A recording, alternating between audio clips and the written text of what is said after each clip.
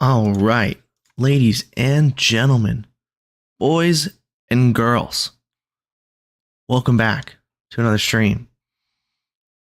Hopefully this is working. I moved my camera around. I don't know if you can tell. Angle's a little bit different now.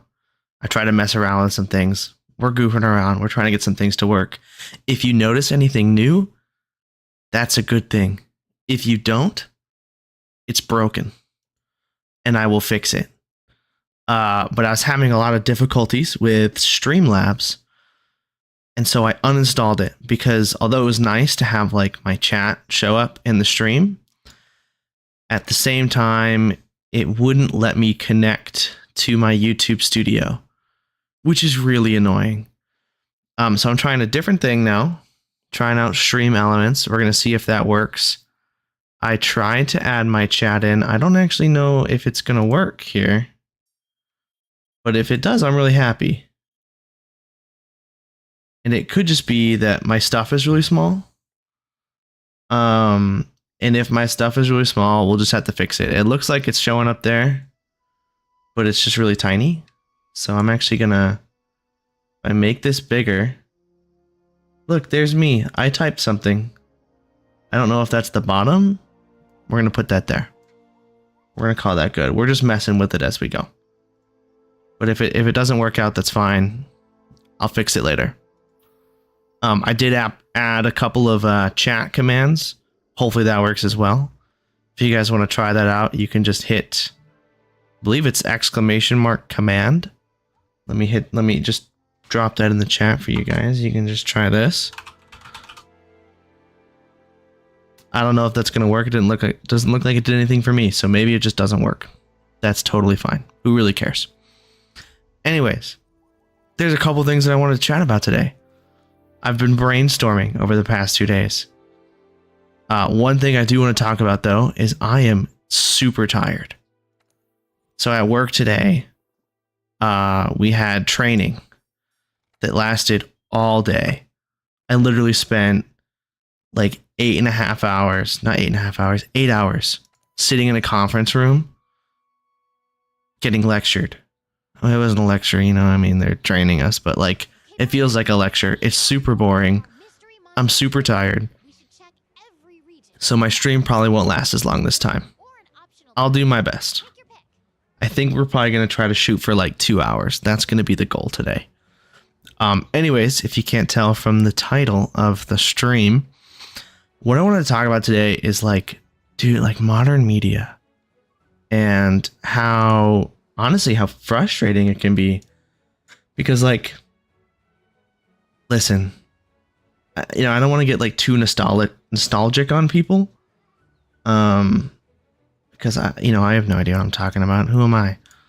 But I want to chat about a couple of things that I dislike about maybe more modern media and things that I like. And I don't even like, that's the tough thing. A little bit clickbaity. I don't want to say it's like modern media because there's obviously older media that's bad and there's modern media that's really good. But I would say it is sort of the trend that media has tended towards. Let me see. I should not have gotten that. I think I'm full on lucky vouchers because I haven't been using them. Oh, okay. I keep doing that. I'll try not to do that anymore. Anyways, I'm going to be playing in the background and I'm going to be chatting about these things. So I wish I had a graph.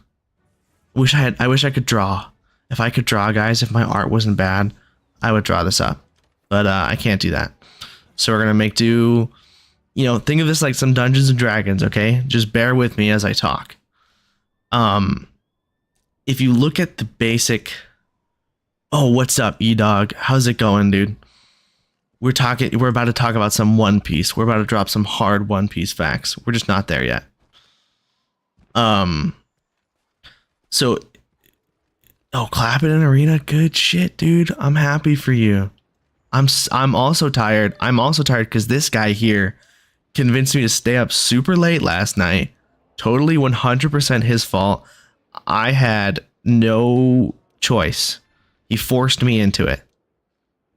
Made me stay up super late playing arena, so I'm super tired. I blame him. Definitely not my fault. Hey. Listen. That might be true. Don't play the victim. Okay. Anyways, let me get into this. Let me dig into it. So this is all going to be subjective, right? Like I absolutely do not want to get objective with this. This is entirely about me, and I'm going to whine and complain, okay? These are my homies. These guys right here. These are my boys. So I feel like the structure of a story, right? You know, I'm going to get all the names wrong. I haven't been in like a composition class for a long time. So I don't want to get too crazy with it. But you know, you have like the hook, right? All stories start with a hook. They things that get you interested. And then you got the meat and potatoes. That's the technical term for the story. Right? And then then there's like, you know, there's a whole bunch of words, you know, you got like the protagonist, the antagonist, there's the conflict, and there's the resolution, and there's the climax. And I may be missing other words, but it's something like that, okay? And so back in the day, back when psychology was a pseudoscience and people thought that stuff was fake and they made fun of people studying psychology, right? Back in those days, that was the structure of a story. and what you would do is you would walk through all these things. And so you have some really great, I mean, like, you know, we talk about all the classics, but like we could talk about even more recent stuff. Like, you know, there's some really old books out there, you know, like I don't want to get too crazy with it, but you've got stuff like Lord of the Rings, right? 3 books, really good stuff. There's a lot of story in there. And, you know, obviously there's the payoff, there's a climax, right? So you have this hook, it gets you interested in the story, and you have this long build up. And then at the end you have the climax. And that's the big crazy part. That's kind of what you're working towards, right? And I feel like, in my opinion, over time, stories have become more about the climax and less about the conflict and less about the progression, right? And so, like, you have the hook, and hooks are still there. Hooks are still good. Like, I can get hooked on a whole bunch of stories. Like, I don't want to say that that's gotten any worse. And the climaxes are great too. But the thing is I feel like they've really cut out the middleman. They've really cut out the adventure. They've cut out the journey. And it's like, well, if people, you know, you got to hook people, because if you don't hook people, they're not going to watch. You know, like, you can't get rid of that. And in the climax, that's what everybody's there for. You know, they're all waiting around trying to see the climax. Where are the doodles? What? Yeah. So essentially what I feel like has happened is they were like, yeah, everybody wants the climax. That's the best part of the story. That's what gets the big payout, right? And so what if we just cut out all the middle stuff? What if we cut out the conflict? What if we just had a hook and then we just jump straight to the climax? And the thing is it works. Kind of. The problem is, because there's nothing wrong with a short story. Like, I absolutely do not want to say there's anything wrong with a short story. Short stories are amazing. You know, there has to be a variety in story length. Absolutely vital. Do not want to talk bad about short stories. The problem is when you have a long story that has this sort of pseudo climax at the beginning and then just tries to continue to climax. And so you have this sort of structure where instead of there being like, you know, like little ups and downs as you go, and then right towards the end you peak up, or you know, there's no build up and climax. I forgot build up. That's a word too. Instead, you skip all that stuff and you have the hook, and then you have a story that's basically feels like it's as short as possible, and then there's a climax. And the thing is, that stuff makes a lot of money, right? Everybody loves the climax. It's the biggest part of the story. It's the shock value, like you said, Sarah. There's the twist, there's the big crazy stuff, and that's what makes money. But the thing is, when you have that so early on in the story, and you have these companies, these media producers that see how well these things perform, they just try to continue it. And so instead of having, I'm not trying to go this way. Hold on. I'm sorry. I can't get too distracted. I'm going to start killing monsters instead of capturing them like I did before. I'm not even supposed to be here. I'm supposed to be going this way. No, I am supposed to go this way. Whatever. Instead of having the sort of ups and downs, they see how much or how well these early climaxes are doing, that then they just try to do another one immediately afterwards. And so eventually you have this, everybody knows about dopamine. Everybody knows what dopamine is, right? It's the happy, it's the feel good stuff in your brain, right? The hormones, the fun stuff. When you have a climax, it's a huge release of dopamine. Good things, we want to feel good. They've really figured out a way. Back to psychology, they've figured out a way. Man, my chat, okay, I can see it now. It looks real bad. I'm gonna fix it. Just not right now. I'll try to figure it out next time. I couldn't get any of the testing to work. But I'll fix it. Back in the day, like I said, psychology was like so much more of a kind of pseudoscience, but now they figured out like what is the climax? What's the type of climax? What's the type of story that gets the most reaction out of people? What is the hook that gets people the most interested? And what is the climax that gets the most return on investment, I guess you could say.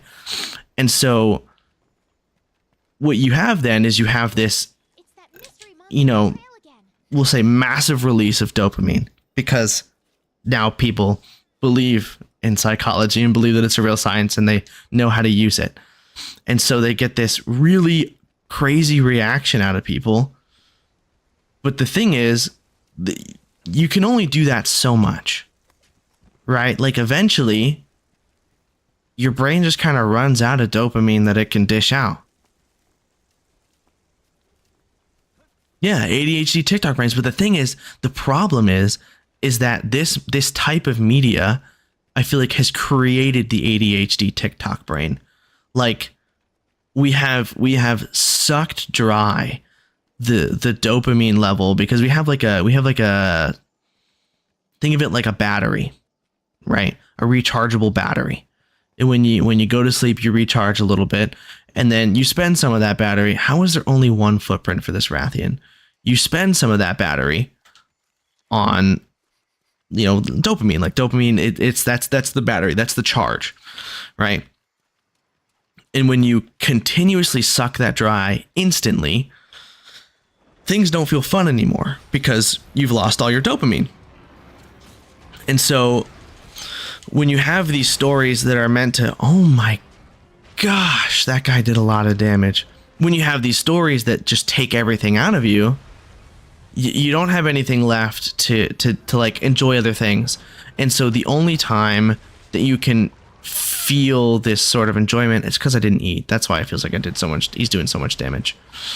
The only time that you can really feel anything super happy is to have something else that is, I'm trying to think of a good analogy, but essentially there are things like, because people, like I said, people have been using psychology. There are things that are like big pulls, I guess, on your dopamine, really exciting stuff. And the only thing that can make you feel good is really exciting stuff. But then you kind of get stuck in this, well, like everything feels super exciting. So then it almost is like, it just feels the same. And so you get these long stories that are just packed full of super high dopamine pulling things that, like, the story just doesn't feel good. It doesn't feel rewarding anymore, I guess. And so, like, one of the things that I want to talk about is kind of like stuff that makes me feel good, and one of those things is talking about our Lord and Savior One Piece. And you know, there's a whole bunch of haters of One Piece out there because One Piece is really long. And I totally get that. I respect that. You know, iPad kid brain, but that's okay. But One Piece, I feel like, really holds to that older structure of a story, right? Where you have, like, you know, what is it that what's the saying? You know, it's not about the destination, it's about the journey, not the destination. Like, that's the kind of stuff that I enjoy, and I feel like I didn't enjoy it until I got like super fed up with, I don't know, feeling sad all the time. Is that I don't know how else to put it, like, because it was like it felt like I never had any energy to enjoy stuff because all of it was getting sucked away into like TikTok and stuff like that. And one of the things that I really like about One Piece is, like, they're still building up to the peak.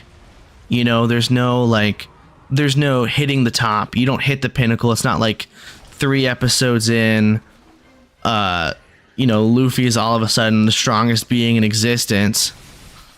And exactly.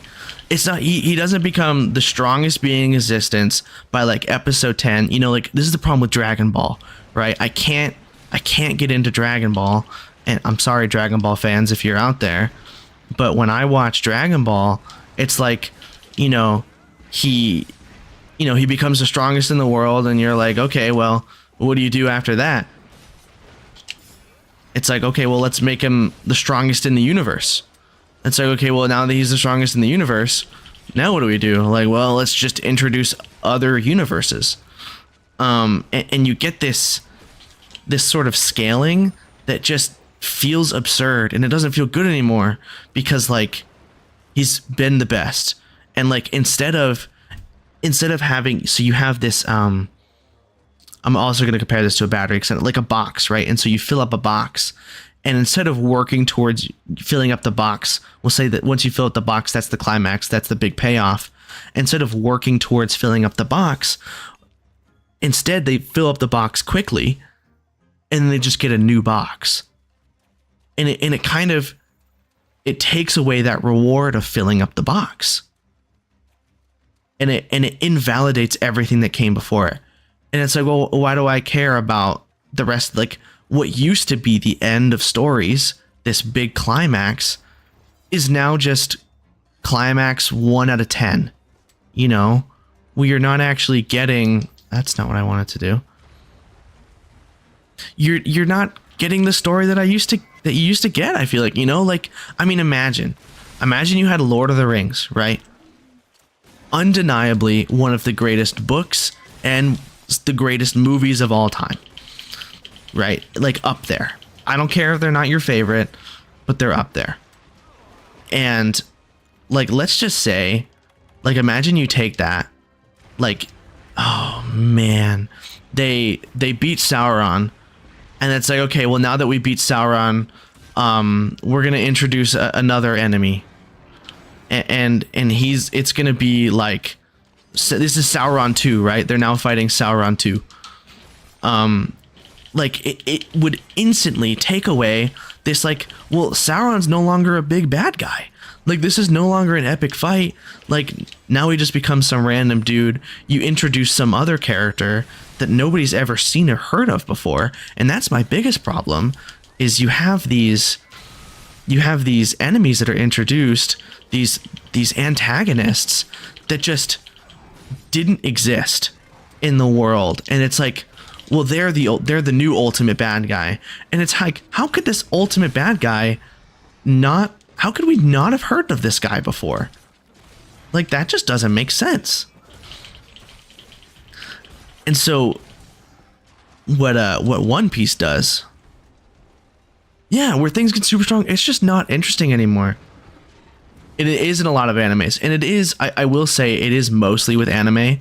It's with anime and video games. That's the problem, is anime and video games. and it's a little bit different in video games, but I want to finish talking about shows first, and then we'll move on to video games. What is this guy doing? In One Piece, you know, it's about finding the One Piece. And yeah, you know, he hasn't found the One Piece yet. But like, guess what? When he finds the One Piece, that show's probably going to be over. That's going to be the end of the show. At least that's what it feels like. You know, they introduce these characters at the beginning of the show. You have this awareness of who the big bad guys are. And then guess what? They're stuck on the back burner. And yes, they do introduce characters that you've never heard of before, but they're nowhere near as strong as the top guys. You know, I don't want to get too many spoilers in case people haven't watched One Piece before, but there is an insane amount of progression. And like, yeah, it's really long. Sure, maybe it's a little slow sometimes, but like, you just know that that payoff is going to be absolutely insane when they finally get there. And that, I'm so excited for that. And I wish, oh goodness, I wish more shows would understand that kind of build, I guess, of a story. And that's why I really like to read books. Because I feel like, I mean, you know, I don't read like a ton of books. Like, I'm not going to say I'm not a library of knowledge, but I do read pretty consistently. And a lot of books still hold on to that structure, because that's what makes a good book. And there are so many people, like, it's crazy. So I'm 23 years old. I am the youngest person at my work, and I'm the only one who reads books. Now, I feel like normally it'd be, you know, maybe older people that read books. Like, I feel like it's kind of I feel like reading books is kind of lost on young people, but books still have that structure. And, you know, I don't want to say that you have to read books in order to, like, you know, have fun or whatever, but I feel like consuming a style of media that isn't about just like absorbing all of your stores of dopamine really helps you to enjoy other things. And that's kind of why I'm talking about it, because I feel like in the past couple months, between reading books and I guess playing different kinds of games, I have just found a new joy for, like, what? Oh, I killed him? Dang. I found a newfound joy just for life in general. Yeah, and there absolutely are books out there for everyone. You know, I mean, some people like autobiographies. I can't say that I'm a fan, but that's okay. It doesn't matter. It doesn't matter what I'm into. But there really are books for everybody. Let me eat this food here. And so let's jump into video games a little bit, and it's a little bit different. I wouldn't say that they've cut out the middle stuff, right? Like, you still have games that are absolutely massive grind fests that, you know, there's still a ton of content there to play. But the way that video games handle this problem, which they don't handle it well, like that's kind of the point, is what I'm talking about, is that the focus of the gameplay is always on the end game. And instead of making the game's story fun, and this is especially relevant for MMOs, instead of making like the story of the game fun, instead they put all of the effort of fun content into what comes at the end. And so they just kind of rush you through what often ends up being like at least 100 hours of content that's just like zero effort, that you're just trying to wade through so you can get to the fun stuff at the end. And it's like, why can't we make the middle stuff fun? There's no reason to not have a fun game, because obviously the stuff at the end is fun. Like, there's a reason that people still play World of Warcraft and stuff. Like, obviously there is joy to be had in these things. But why can't all of the game have that? Why is this locked behind hundreds of hours of content? And like, one thing that you'll hear for a lot of these things, and I hear it for shows as well, is like, oh, well, you just have to get through this and then it gets good. You know, oh, if you get through the first 30 episodes, then it really picks up. Oh, you haven't played 50 hours of the game yet. Like, yeah, the first 50 hours are really slow, but like, no, I don't want to do that. Especially now that I don't have the time that I used to when I was a kid. Like, I want to play a game that's always fun. I don't want to have to wait for a game to get fun. That's a waste of my money.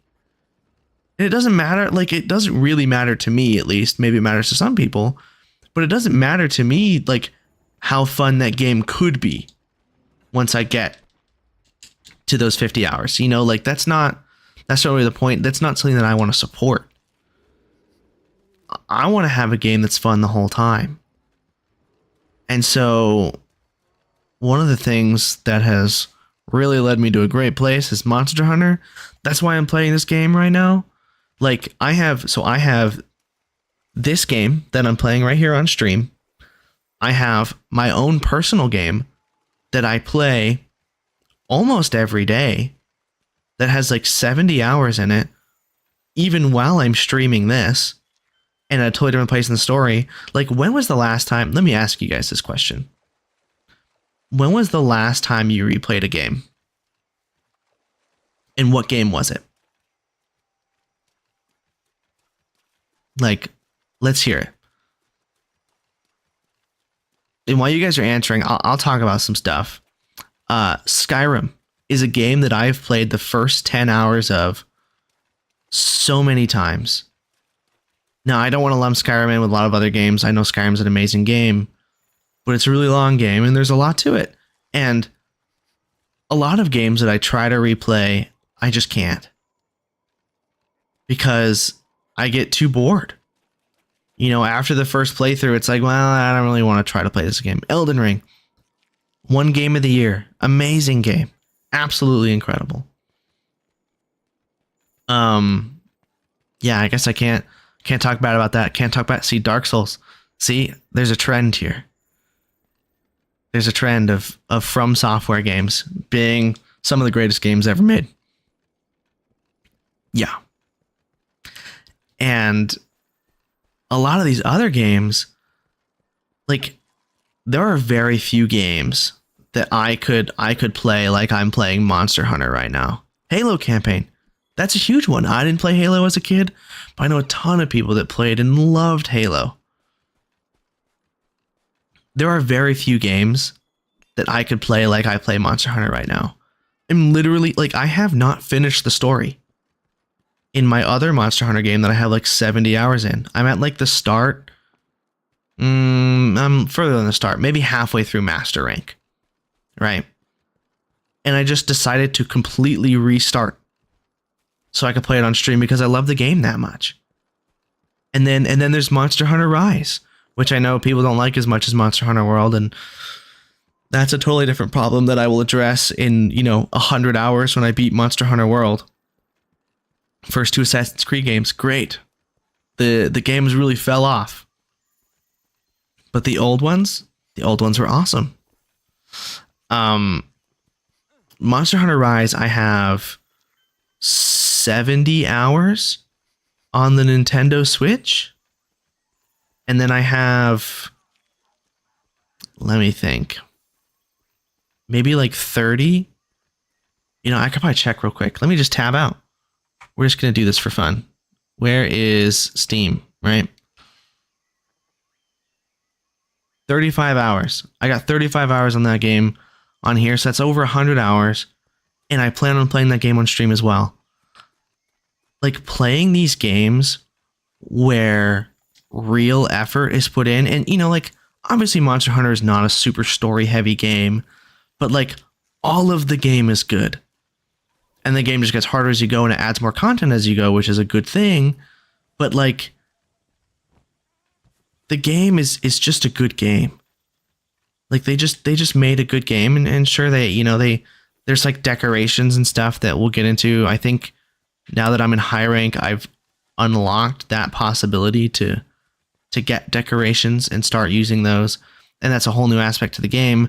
But when they add decorations, the rest of the game doesn't become boring.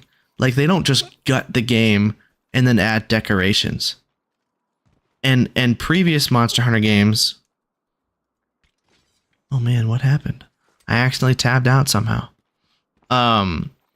Previous Monster Hunter games are all kind of built the same. There's a couple differences between titles, obviously, but all of these games are basically the same game, and they're still extremely popular. Like obviously they did something right.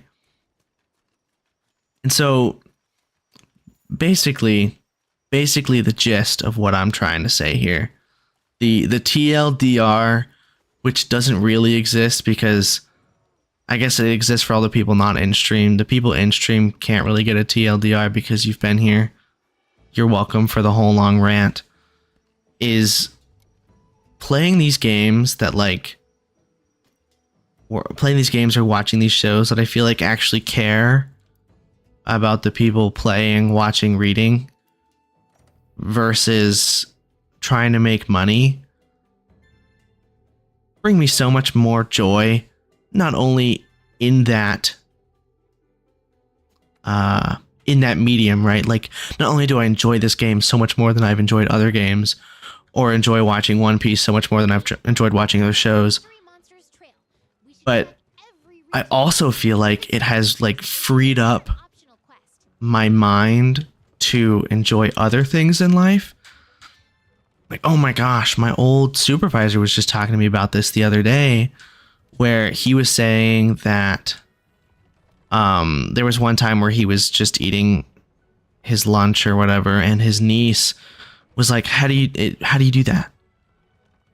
And he was like, what do you mean, how do I do what? And she was like, you're eating without watching anything. Like, how do you do that? And it's like, people just don't have the capacity to enjoy life anymore. I feel like that's something that's been like taken away from people. And I feel like a large part of that has really been the media that we consume, in this sort of, when we access media now, yeah, we've lost the ability to let our minds wander. We've become uncomfortable with silence. We've become uncomfortable with boredom, because we all expect these climaxes that I was talking about. Like, if something's not the most exciting thing in the world, we don't want to do it anymore. We don't have the capacity to enjoy smaller things anymore, because everything has been this hyper, I was talking about meta in the last stream. Like, that's what this has become, is like advertisers and stuff have been like, what is the most optimal way to get people to watch and to enjoy and to consume media? And that has like destroyed people's brains.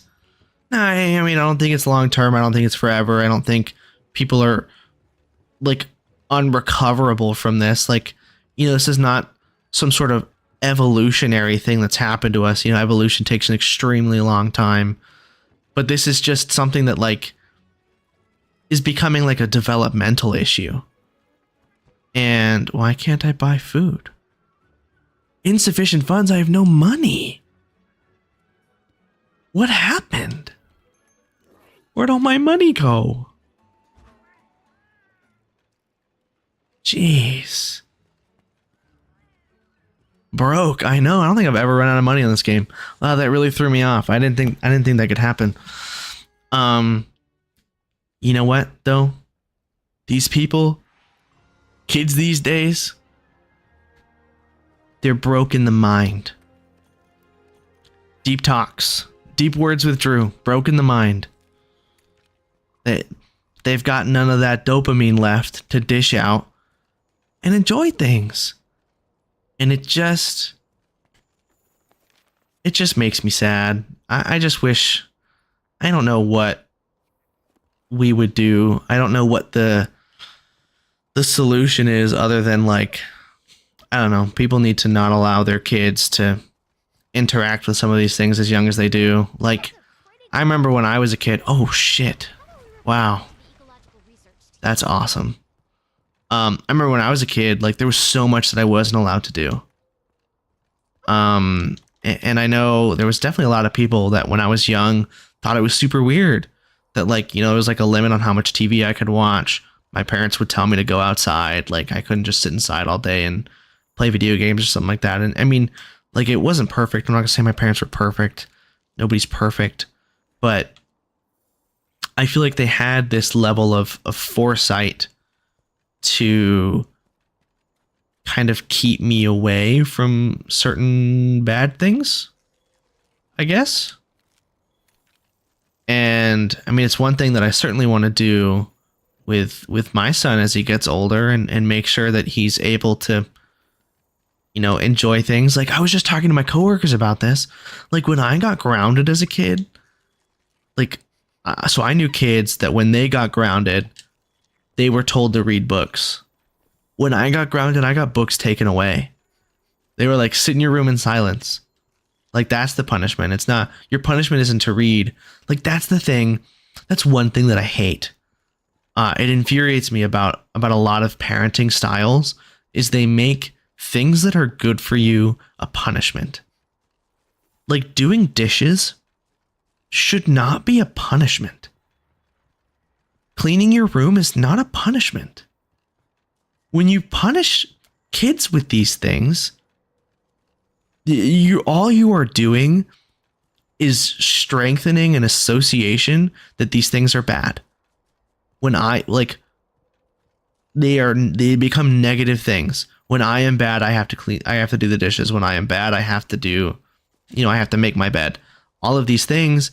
And eventually, like, why would somebody who has this association want to be a responsible, functional adult?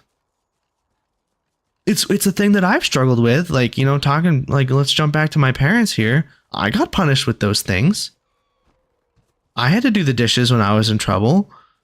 It took me until I was living on my own and I was like, oh shit, if I don't do the dishes, they don't get done. Like if I don't clean my room, everything's disgusting. Exactly. And I'm not going to say, you know, I've heard some people, E-Dog, like, you know, they're like, we'll say like older people, talking about like, you know, they're glad that they were beat as kids. Like, don't beat your kids. Like I am not at all trying to say that people should beat their kids. Don't hit your kids. Like these things aren't good things either. All I'm trying to say is you can't punish your kids with things that are good for you and that are good for development and good for teaching you how to take care of yourself and like all this stuff. Like you can't make that bad. That's so damaging to make these things that like you should want to do bad. Like, it makes me so sad. Because I know punishing a child is not a good thing. Yes. Now, that's not to say that there should not be consequences. Constructive growth, 100%. Oh, shit. And there should, you know, like if you do something wrong, there should be consequences. Like, you know, you still have to teach your children. And there's an interesting, I don't know what the word is, dichotomy maybe. And there's two kind of schools, I think, two extremes that people end up on. And the one is like, I don't know, forcing your kids to do a bunch of stuff and hitting your kids and disciplining your kids. You know, like, oh, they're your kids, you can discipline them. And then there's the other side where it's like, you know, you have parents that just like don't teach their kids anything. And you got to find a happy medium, I think. And that is not an easy thing to do. And I am by no means an expert. But I think I can say with certainty that hitting your kids is not good for your kids, and neglecting your kids is not good for your kids. You know, if we want to hop back on the psychology train here, there have been a lot of studies about how both of these extremes are really bad for development. You know, you have like the one side that like will take a positive things better take a positive way rather than enacting something negative. Absolutely. Like and that's like I think you're totally right. So like with me, like getting the books taken away, like it is a much better punishment to not be allowed to read than to be forced to do dishes. Like, because then you have this association built up where it's like, okay, when I do something wrong, good things get, like, I lose good things. You know, it's almost like a karma system being sort of built into you. You know, like if I do bad, I don't get good, right? But if I do good, I get good. And then aside from that, or like in addition to that, you also have to teach them that, like, you know, just because you don't want to do things doesn't mean you don't have to do things. Like there are things that you have to do regardless, and you can't avoid everything. Yeah, leading off of example, dude. Like, I hate this. I feel like this is also an older generation thing that I've heard before. Is like, you know, like, oh, you just have your kids clean the house for you, or you just have your kids do the dishes. Like that's what the kids are there for. And you know, I joke about that with my wife sometimes, but like that is also not how it should be. Like you've got to emulate those good things. Oh shit! No! Don't hurt me. Like you have to also do the good things. You can't just tell your kids to do good things as you, like, you know, sit there on the couch and watch them work.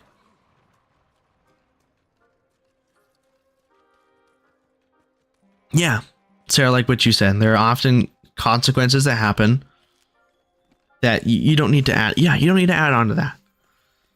Like oftentimes, I mean, dude, for me, so this is one thing with my dad. And I don't know how he did this, so I don't really want to talk too much about it because I can't say exactly what happened or how it got here. But like, you know, my mom would yell at us, right? Like she was a stay-at-home mom.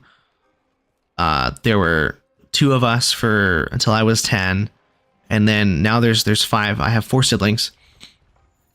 So there's 5 of us now. And like when we got in big trouble, my mom was like, I'm going to tell your dad. And then my dad would come in and he would just let me know that he was disappointed. I have no idea where these forgotten fossils are. I'm really struggling. I'm trying to look for these things, but I can't find them. I've been running around in circles for a really long time. What am I missing? Is there like a special thing? No, we'll just turn on gathering maybe. When we got in big trouble, it was like, you know, I'm going to tell your dad. And then my dad would come in and he would just hit us with like, I'm disappointed. Right? Like you need to knock it off. But like, I'm disappointed in your actions. Right? And that shit hit way harder than any other punishment I ever received. Like, and that's the thing is like something like that. I mean, I don't know if that's perfect. You know, I'm not going to say that that's perfect. I don't know. I don't know shit. Is this what I'm looking for? Yes. But no, he just hit us. My dad would just walk in and just beat the shit out of us. No, I'm just kidding. Really didn't do that. No, it was just I'm disappointed. And that was the natural consequence. And so we like, the biggest motivator was like, I don't want to disappoint my dad. And I don't know how my dad did that. I hope that I could do that one day. Just like command that amount of respect. And I mean, my dad never spanked us. My dad, I don't even know if he ever really yelled at us. Like none of that stuff.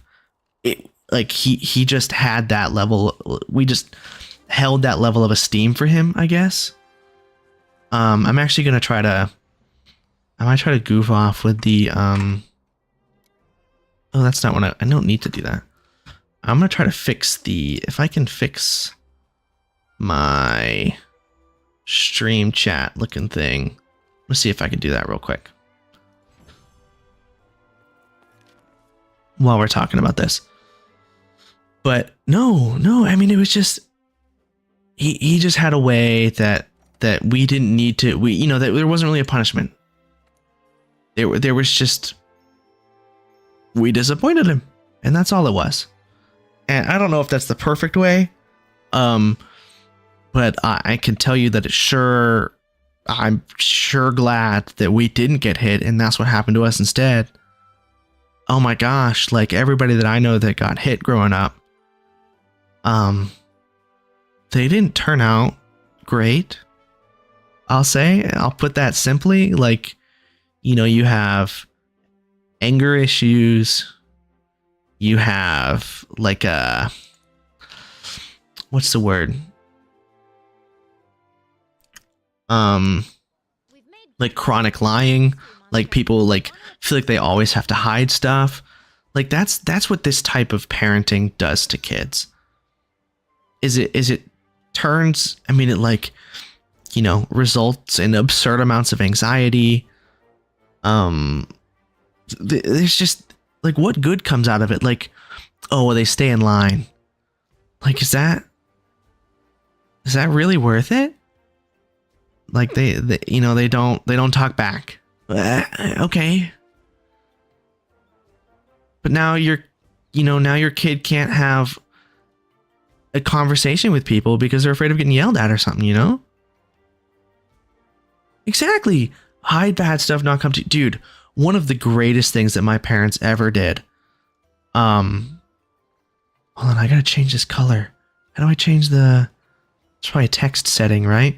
What color do you think would be good? What color do you think would show up? Like a white? Do you think that would work? We'll try it. Or how about that? Does that fix stuff? No, I didn't do anything. I'll fix it later. We'll fix it for the next stream. I'll try to, maybe I'll hop in something tomorrow and just do a mini stream where we just edit stuff so it's not that big of a deal. What I loved that my parents did is when I turned, I don't know, like 17, right? And I would go over to friends' houses and stuff. My parents were like, hey, do not drink and drive. Like, if you end up drinking and you need a ride, you can call us at any time. That is like the most loving thing one of the most loving things that I've ever experienced from my parents. Like, and now, like, I go to my parents about everything. I talk to my parents all the time. I love my parents. I can talk to them about almost anything, and I can call them, and I know that they'll be there to help me because I was never afraid to ask for things. I mean, we had some problems when I was like, a lot younger, but thankfully my parents were happy to talk to me about those things. Like, there were things like, I would say even by the time I was 14, I was like, hey mom, I don't appreciate like the things that you're saying. I don't appreciate the way that you talk to me, you talk about me, like, like stuff like, okay, did your parents ever like, this is kind of like a little kid thing. This is a really little kid thing, but I got really upset about it when I was a little kid. Like, did your parents ever mock you? Like, if you were crying, did they go like, wah, back? Or like, if you like got angry, did they like say it back to you and like a snotty voice or something like that? Did your parents ever do that? Because I got that. And it was infuriating. No, never. Lucky dog. It's awful. And eventually I was like, I cannot handle this anymore. And I don't want to say it was super bad. Yeah, if you were angry sometimes, yeah, it was like I can't do this. Please stop. And My mom looked at me. She was like, I am so sorry. I had no idea that it made you feel that way. And I will do everything that I can to stop. And then any time that we like got into like an argument or something like that, and she started doing something like that, I was like, hey mom, you're doing this again. Everything was over. She would apologize. We would walk away. That was a big thing too. My parents, as I got older, would let me walk away. If we were having an argument and I was getting too heated, I could walk away. You have to let people have that space. Like, you can't force an angry child who barely has control of their emotions to stand there. Like, it just doesn't always work. Like, you have to slow it down. You gotta let your kids regulate their emotions. And then you gotta listen to your kids. And you have to apologize to your kids. There is nothing.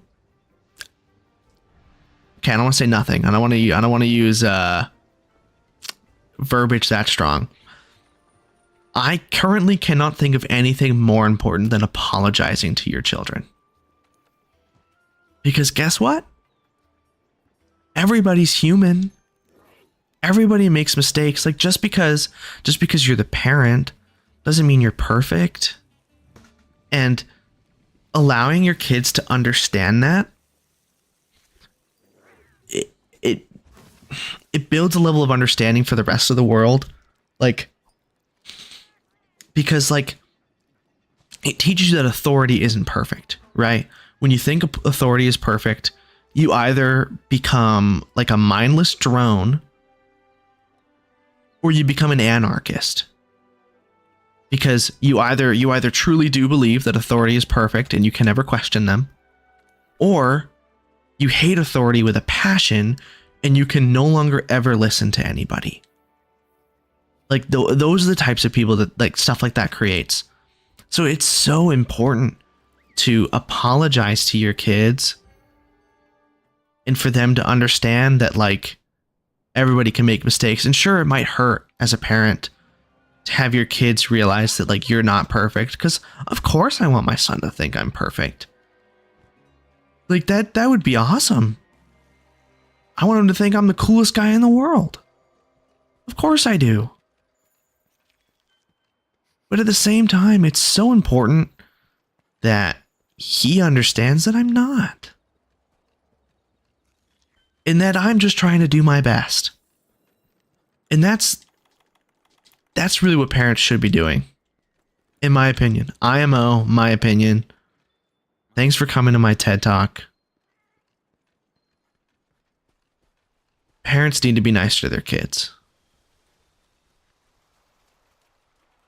And it's hard. I know it's hard. It's like, obviously you feel like your kids should listen to you, and sometimes they don't listen to you. But the thing is, there's a point that you get to. And I've seen people get to this point. There's a point that you get to where if you are over disciplining and you're, like, I don't know, hitting your kids and stuff, there's a point that your kids get to where it's like they realize that you don't actually hold any power over them. Like, your parents don't control you. They don't have a remote control where they can just turn off your emotions, right? Like, people don't have that. And you can realize that as a kid that like loves and understands their parents and knows that they're not perfect, and so it's all good. And then you can understand that as a kid that has like this like seething rage for being mistreated for a whole bunch of years, right? And what happens when kids understand that? Two things happen. Either I don't know, you hit your kids harder, or, you know, something awful like that. Or your kids leave and they just don't come back.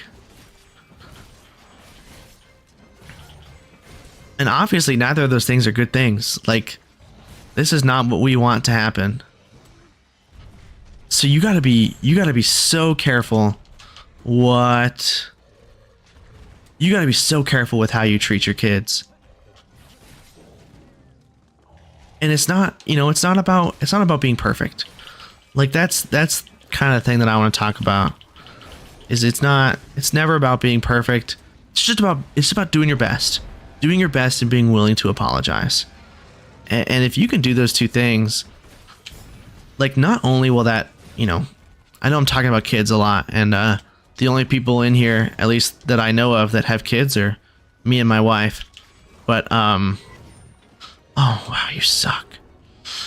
But it helps with all relationships, right? Like, if you can understand that you need to apologize sometimes, that helps in everything. Like, that not only does it help in romantic relationships, it helps in friendships, it helps in your job. Like, oh my goodness, he's gonna kill me. That sucks. Okay. I got caught up in talking again, guys. But it helps in everything. It helps in every aspect of life. And it all starts with, yes, being able to apologize when you still think you're right. 100%. I mean, okay. Sarah and I are pretty good about this. We don't really fight. We get into some goofy arguments sometimes. But we were just talking about something the other day. I don't remember what it was. Sarah, if you remember, please remind me, and we can have a good laugh about it. But there was a thing that we remembered. There was two things, two events that we remembered differently. And there was one thing that I was like super sure about that I didn't concede on, and then there was another thing that I was like, you know, I feel like I'm right, but you would have more knowledge on the subject than I would. And so even though that I feel like I'm right, I'm gonna say you were right, because, like, you know, if we're talking about like statistics here, like you'd probably be right, because you know, who knows? But again,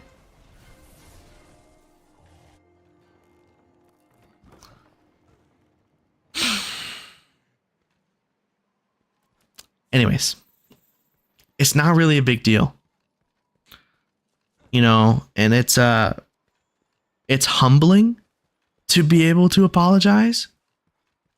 And it also, like, man, you just become so much less of an angry person. Thanks. It was powerful. You know, I aim to inspire on this stream. I'm actually a godlike gamer speedrunner, man. And I know that's why you all come to my streams, is to watch me epically speedrun. Yeah. But I feel like it makes you so much happier, right? Like, I have so many coworkers that get so angry at their jobs. And it's like, you know, like, meanwhile, I'm doing the same job at the same time as them, and I just don't care. Like, even when something bad happens, like, it's just not a big deal. You know, like, maybe management made a mistake or something like that. Like, it's just not a big deal, because, like, you understand that nobody's perfect. And I feel like working in general has really helped me understand that, because let me tell you, when I was a kid, I kind of thought of everybody as like a bunch of robots, right? And it was like, well, how could you make, you know, it's like, how does somebody make a mistake? Like, how does that happen? And then now that I've started working, I realize that everybody makes mistakes all the time. And the only people that expect you to be perfect are the people that, like, you know, like customers. That's why I hate customer service, because customers expect you to be perfect because they haven't worked in that job before. But having that understanding of people, ooh, I got him. It just helps. It just helps. It helps with everything. What is this guy doing? Get down here. Hold on, I'm gonna shoot him with this. This should be crazy.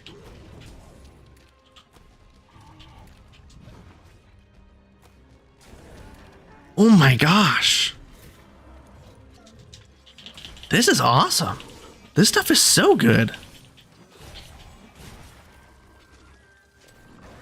But yeah. Super, super, super important. And I hope, you know, I hope you guys can all learn to love and respect people.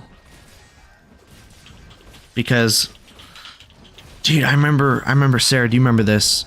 Back when we were working at the same restaurant, we had this girl ask us like what the like secret to our relationship was. And it was like, dude, I don't know. Like, we just talk to each other. And we're comfortable talking to each other. And that's something that you have to like develop. That's something you have to learn as a person, is like how to communicate, how to talk. And that is definitely modeled by your parents. And if you can't communicate with your parents, it makes it so hard to learn how to communicate with other people.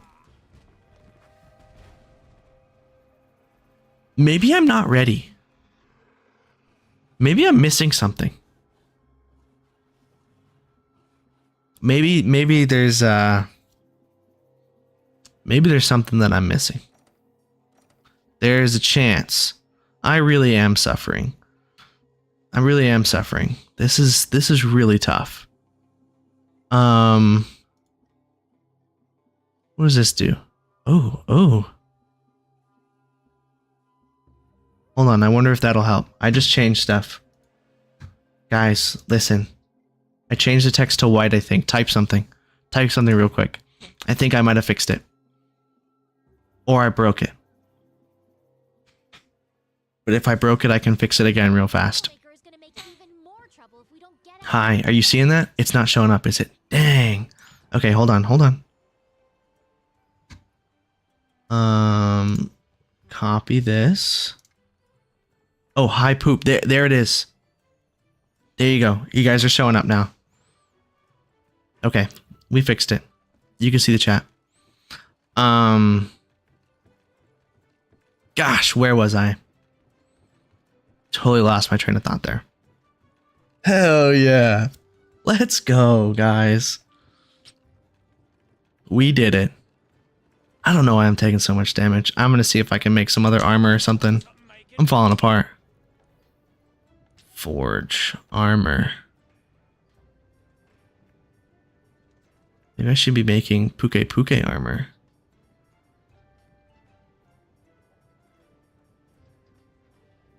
Sora Magdaros stuff. I mean, that stuff's good, right? Guys, I can't talk about important things while I look at armor pieces. Give me a second. My brain turns off when I have to look at stuff.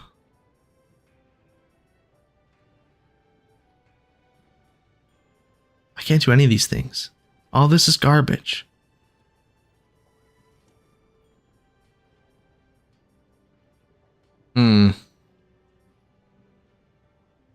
Quick sheath, I guess that's decent.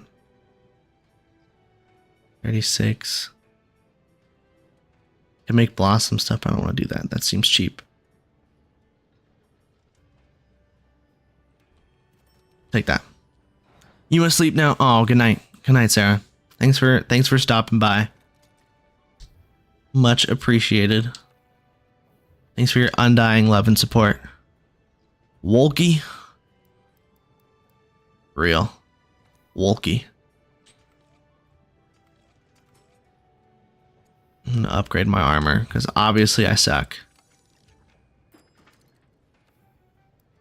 Something bad's happening. Okay, we're gonna leave it there. We're gonna try again. I feel like, or maybe, you know what I probably need? I probably need a new weapon. Let me look at this real quick. 429. Wait, that's also 429.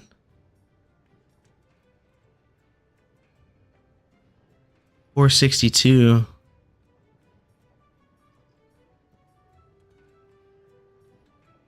I just need that. Need more carbolite ore. Oh, and I get blue sharpness? Hold on. We're going to do that real quick. Where do I get carbolite ore from? Does this tell me? Map? Can I... Does that matter? I don't think it matters. Just gonna go to the ancient forest and I'm just gonna get some stuff. Yeah. Wow, that was crazy. I didn't expect that to get so deep. Dang. What a wild chat for a minute. I got like brain fog after that. That hit me hard. Dude, Ian. How was your mom's retirement? She have a party? It was yesterday, right? Please tell me you guys had a party. It's something to celebrate. No more work? Tell me. Tell me all about it.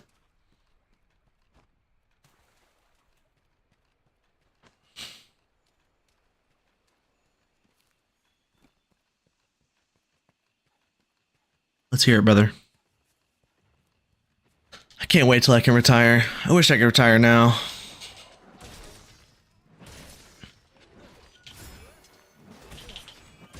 Ooh. Ooh.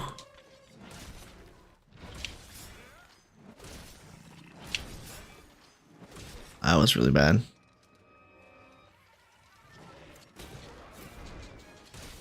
Oh, you're in the arena grind. Oh. Oh, it's Friday? What?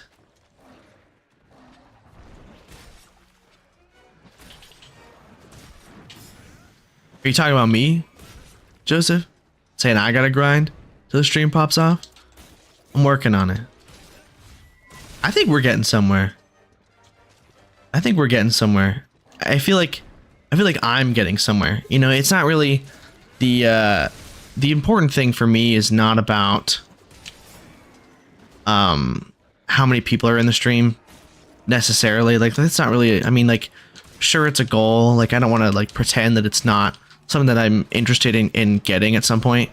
But also the biggest thing is like, I want to make sure that I am good.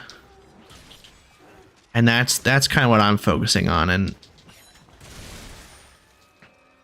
you know, I guess I'd rather be good than have a lot of people watch. If that makes sense. And you know, I feel like I'm working on it. I feel like we're getting somewhere. But like, this is the thing that I talked about. I think it might have been last stream. Maybe it was last week. Yes. Yeah, exactly. If it takes a year, that's fine. But it's one of the things, I think I talked about it last week, where it's like my goal is to improve myself, my like entertainment, my personality, I guess. I don't want to say improve my personality. That sounds kind of weird. It's not really a persona either. I want to be more entertaining, right? And I don't want to rely on external factors. This is something that I was talking to Sarah about. Is like you have music artists, right? And you have autotune. And I feel like autotune is similar to editing in stuff like this. And so like I can edit videos, I can auto-tune over a video, a bad video, and make it decent.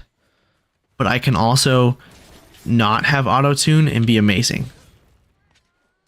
And like you can't use auto-tune to make like a bad singer good. Like you can really tell when stuff is like over the top. I mean, maybe you can now that you can have like AI songs. But I guess back in the day or something. Anyways, I would rather focus on myself and the content that I make than focus on trying to edit out stuff that's bad. Yeah. I want to be as entertaining as possible, and that's why I'm trying to bring up these, I don't know, like these conversations. I love that I'm having these conversations, because if you go back to my first stream, dude, I could like not talk to save my life. it was 100% my buddies carrying me in the chat. And I sure do thank them for that, because I still had a lot of fun. I have fun in all of my streams, even the ones that I'm not very proud of, or I don't really feel good about. I have so much fun. But it feels so good to be able to have a conversation. I guess it's not really even have a conversation, but be able to talk about stuff for such a long time and just have it like flow together. And that should get even better. And like, the thing is, the thing that I'm trying to focus on with streaming is like, it doesn't matter whether or not I have an audience, you know, like just because I should be just as entertaining with 2 people in here as I should be with, you know, 10,000 people in here. Like, I should always be entertaining. And if I can't be entertaining with 2, I can't be entertaining with 1,000. And so I have no problems with not having like a big following yet, because I still have a long way to go. And I feel like, you know, I feel like if I can put my mind to it and I can kind of get to that level of content creation, the people will come along with it. I feel like it's hard to have high quality content and not have people there to watch it and not have people enjoy it. You know, because like you can be good, like I can be good enough for you guys to stay here and hang out. Like, I mean, I know maybe to some extent you're here because you guys like me as a person, maybe not as a streamer, which is totally fair. But I'm hoping that, oh yeah, we got him. Like, once I get good enough, right? Once I'm entertaining enough, like when I watch new YouTube videos or I watch new streams or something like that, I recommend them to people because I'm like, dang, this is awesome. And of course, on the one hand, it's like, you know, I want the easy way out. Everybody wants the easy way out. Everybody wants to get where they want to be fast. And so it's like, you know, I could just be like, well, you guys should go and tell everybody about the stream so that everybody wants to watch the stream. And it's like, I could do that. But that's, you know, like, I want that to happen naturally. I want people to find the stream. I want people to come here and enjoy it on like their own terms, I guess. That's like a big thing for me. Like, I want to have that I want to feel like I earned it. And I'm working through the getting over the hard work of it. 90% consistency, exactly. Like, dude, today, I was saying earlier, dude, I am exhausted. I sat for 8 hours in a conference room learning about different things about work. Let me tell you, I work in payroll. Like, so it's basically 8 hours of rules about like learning new stuff. And it's just brain rot. All of it is brain rot. And actually, there's a really funny story. So one of the things with payroll is, so we were learning about promotions today and how to process promotions, right? Really exciting stuff. And there are 2 different types of employees. There is a cash value employee and a non-cash value employee, and that's in reference to their leave. So, you know, you accrue leave. Like, it's not like you don't get like 2 weeks at the start of the year. You get like every pay period, you get a certain amount of hours of leave, right? And the non-cash value employees, so like, let's just say, let's make it really simple, right? If you make $20 an hour and you accrue leave, right? And you still have all that leave and you get a raise, and now you're making $30 an hour. If you cash out that leave, because you can cash it out, you can use the leave, but you can also cash it out for money. If you cash out that leave is now worth $30 because you are now making $30. But if you are a cash value employee, if you earn leave while you're making $20 and you still have that leave when you're making $30, you can take leave and still get paid at the 30. But if you cash it out, if you choose to not use the leave and you just want money for it, it gets paid out at 20 because that's the rate at which you earned it. And so we're doing all this training, talking about this stuff, about these cash value versus non-cash value employees, and how to handle that when you're promoting and how to change it to the other one. And dude, all I could hear, I was so tired. Every time I was like, is it a cash money employee or a non-cash money employee? Is this employee, are you cash money or are you not cash money? And I had such a hard time not just bursting out laughing because it's just cash money. That's all I heard. And I haven't heard somebody say cash money in such a long time, but that's the only thing I couldn't get out of my head. And I was just sitting there trying not to laugh and trying not to fall asleep at the same time because I was thinking about cash money employee. And I can tell you, there are some employees that are not very cash money. Drew is not cash money. No, don't say that. I am the cashiest of money. You know what? You know what, Eric? You're not cash money. Actually, wait, no, you are cash money. I can tell you that for a fact. You are a cash money employee. Because I haven't done your stuff. I've never seen your name in payroll, but if I did your stuff, you'd be cash money. Because your union is like the worst one. No offense. You should fight for better stuff because your union kind of sucks. Like, your promotion rules are garbage. Government employee info about you being cash money? I don't know. We're all public employees. I'm not saying how much you make or what you do for your job. I think that information would probably be publicly available if I had to guess. And if not, maybe I'll get fired. But like your union, what union you would be in would be publicly available. And your union contract is publicly available. And your information, your name, and what position you are in is publicly available. So I would say that I'm probably in the clear on that. On a technicality. I would say so.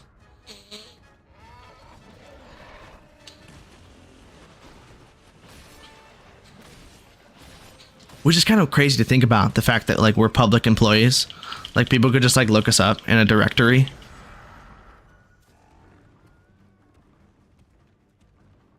Like I had so we were in training today and I had all my stuff set up that was like, I'm in the office, but I'm in training, so I won't contact you. And I got like 3 calls in like 45 minutes. And I'm like, can you read, please? Can you please read the fact that I'm not going to be answering stuff and not try to call me and leave messages and then afterwards teams me, hey, I left you a message about this? Like, yeah, I can tell that. But also, I'm literally in training all day and it says that. I have all of my automatic replies set up. Why are you talking to me? Oh my goodness. Dude, I'm gonna die. I can't even move. I'm stunned. No. Why did I start cooking? This is crazy. If this guy runs away, I quit. I'm not playing the game anymore. That's right. Yeah, I bet you're enjoying your vacation and not being at work. I wish. Hey, have you ever been down to the cache on the first floor? I went down there today. That place is nice. But also, when I was down there, I don't like being on the first floor. I had somebody knocking on the window. And I was like, I don't want to answer. Like, I don't want to look around and like look at you. Like, if you were supposed to be in here, oh shit. You could get in here. Like, I'm not gonna, I don't know if there's like an emergency exit or something like that, but I am absolutely not opening that for somebody who's knocking on the window. Not me. Wouldn't be caught dead doing that. Scary. I don't know what kind of people are out there. Speaking of understanding people, I'm afraid of people.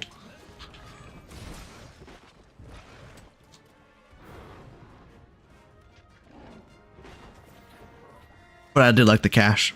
I got this like Twix ice cream bar. It was so good. I love eating absolute garbage at work.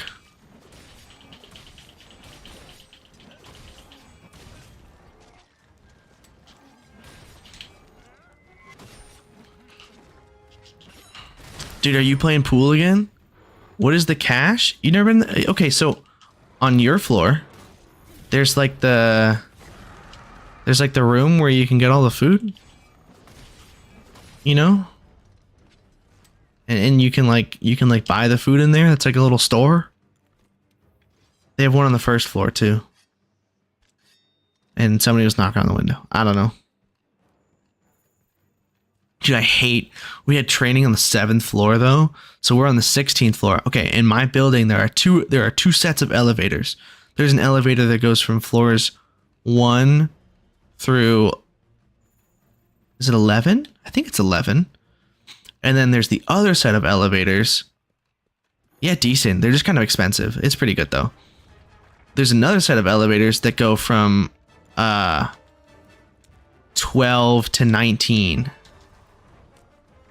And so, like, when we go down for training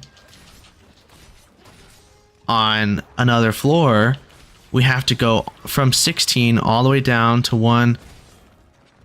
How to cut Pikachu tail? Okay, so here, there's a couple of things. If you jump onto its tail, if you use the clutch claw, do you know how to use the clutch claw? You can, like, tenderize it. My biggest advice for getting tail cuts is waiting until you knock them down. So it's all about focusing different attacks on body parts. And so you can try to tenderize it while they're like not attacking you. Some monsters it's easier to tenderize than others. But then you focus damage on the head so you knock them over and then you attack the tail. Because it's really hard. I mean, I could do it now, I guess, if he lets me. But most of the time, it's really hard to focus on the tail because monsters try to turn to focus you. So, yeah, just try to knock them over first and then focus damage on the tail. That'd be my best advice for every monster. Or doing that, I guess. I don't know what weapon you use. What weapon are you trying to use, Ambatron?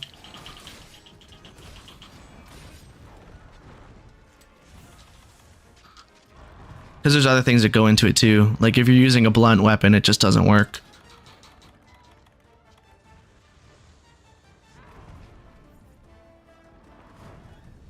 How easy is it to get into Monster Hunter?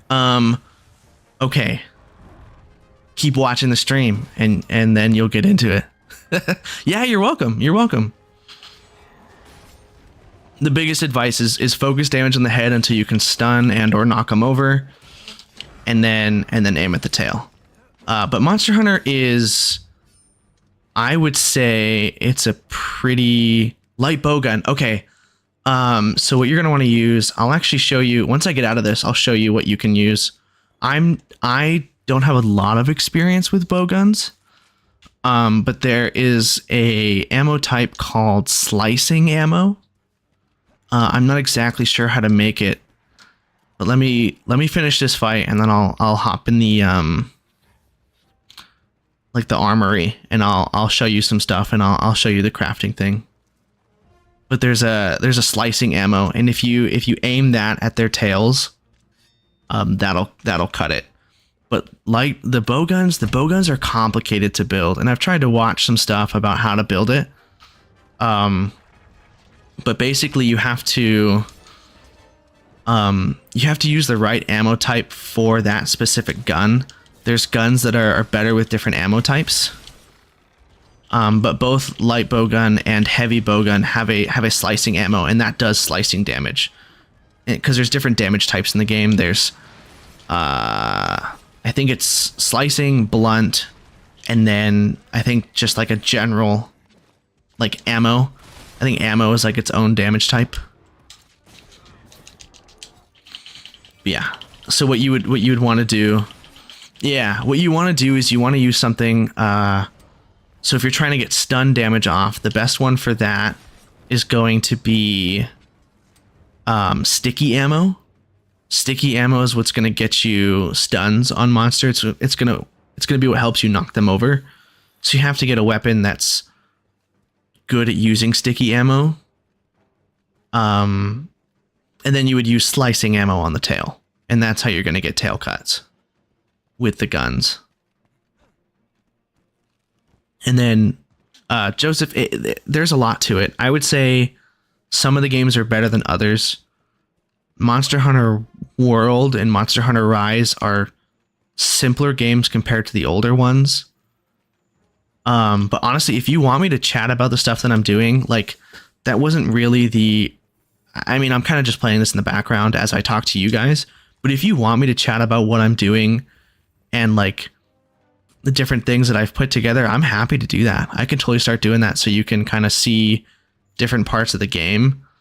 But I would say that there is maybe a medium level of intro to the game. Like, it's not the easiest game to get into, but it's not very hard. But the skill ceiling, that's what the skill floor is, not super high. The skill ceiling is insane in this game. Like, you have people that can do a hunt in, like 4 minutes.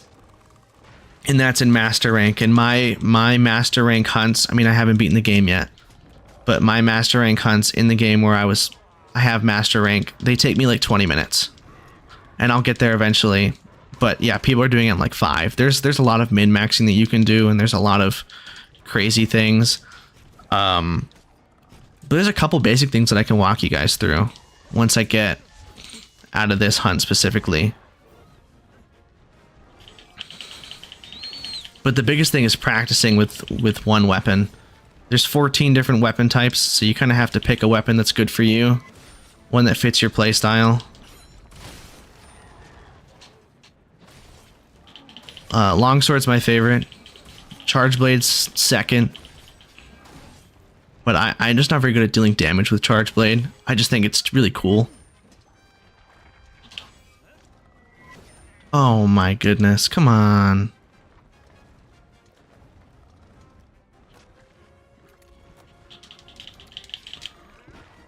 Yeah, let me... How about Switch Axe? Dude, I have tried. I do not understand Switch Axe. I wish I could play Switch Axe. That is on the list. That's probably the next one I'm gonna learn. And I've never played Hammer, Insect Glaive, or Gun Lance. Those are the 3 weapons that I just haven't tried. Or Hunting Horn. But Switch Axe looks really cool. There's like I don't know what it's called, the discharge or whatever. I can't remember the name of the move. And it looks so cool. And you latch onto their head, and then you stick the sword in them, and you make the big explosion. That's so cool. Monster Hunter's so awesome. And the thing about this game is there's hundreds of hours of stuff that you can do, and not run out of content to play. There's so much. Okay, let me run over here. I'll give you my best rundown of the bow guns that I can give. First of all, here, let me see. I don't know how to do it. I have no idea how to do it with bows. I don't know if there's a cutting thing with bows. I don't know if you can. Where is it? Where's the slicing ammo? Maybe I don't have it unlocked yet. Oh, here it is. Okay. So slicing ammo is the slash berries. This thing right here, the botanist, is so incredibly important to get materials. This stuff is amazing. Absolutely do this. Make sure you can switch stuff up. You can try new things. But just make sure you are getting all the upgrades you need for it. So I don't think slash berries are in here. I don't think I can make slash berries. It might be something I can learn how to make if you do side quests. But blast nuts, that makes sticky ammo. So sticky ammo is good for the knockovers, like I was talking about. Amatron. So you can put that in the harvest thing there. And let me hop up here and let me check this out. And what level are you at? Like, how far into the game are you? I mean, I'm only in this playthrough, I'm only at the start of high rank, so I can't show you a ton of stuff. But I might be able to help you, like, if you're still in like low rank or something, I might be able to give you an idea of what stuff you could use now. But if you're further in the game than that, I don't know how I'm gonna. I just don't have stuff unlocked that far. But let me look at this. Let's just we'll go to the upgrade so we can look at the whole tree. It should give you, yeah, okay, this is a light bow gun. Okay. So basically the breakdown of what you have, let's just start with the ore tree. That's the easiest one. You have this here, and I can pull up. So you can see I can press in the left thumbstick. If you look in the bottom right, there's the ammo info. So you just tab twice over to this. And there's a couple different things that you see here. I wonder if I can get my mouse going and then actually like look at it. Maybe not. Okay. So you have your ammo type, you have your capacity, and then you have the shot type, and then the reload speed.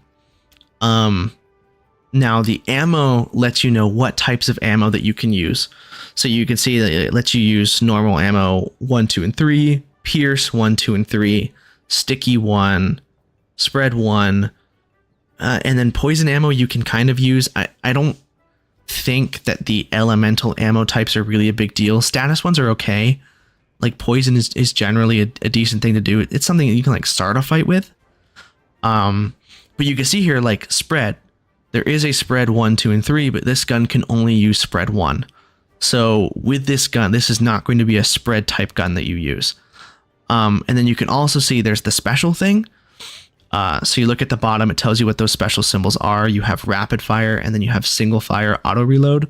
I don't know what the auto reload does, but rapid fire essentially means that you shoot, I think it's 3 shots per bullet. And it's exclusive to light bow guns, and it's exclusive to normal ammo. And I think the best that you can get is a normal type 2. So that's like the basic rundown of what you're looking at with ammo. So like this gun in particular would be a gun that you would really want to use pierce ammo with. The normal ammo is not that good unless you have normal ammo 2 with rapid fire. Again, only on light bow guns. That's a build that you can kind of go with, but generally you're looking at pierce, spread, or sticky. Pierce, it pierces monsters. Spread is like a shotgun, and then sticky is knockdown damage. And the special thing about sticky ammo is unlike other ammo types. So if we back out of this and we look at